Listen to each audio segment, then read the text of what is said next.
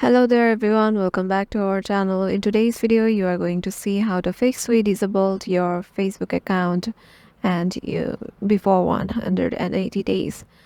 And yeah, let's get right into it. Your Facebook account might get disabled without your acceptance or not, and it might get restricted and disabled for some reasons, for some Facebook's balance. And so that just to make your Facebook working again, you can just head over to your browser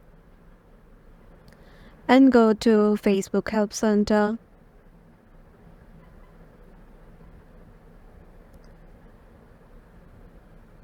Once you're there, this sort of a website will arrive.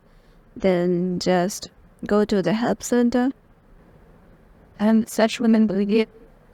Once you're there, just search for the help you want. Suppose we want to just fix my disabled Facebook and click on go.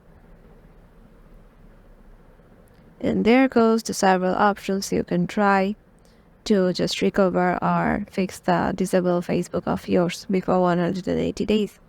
And yeah, hope this video will help you out, and we will see you in the next one.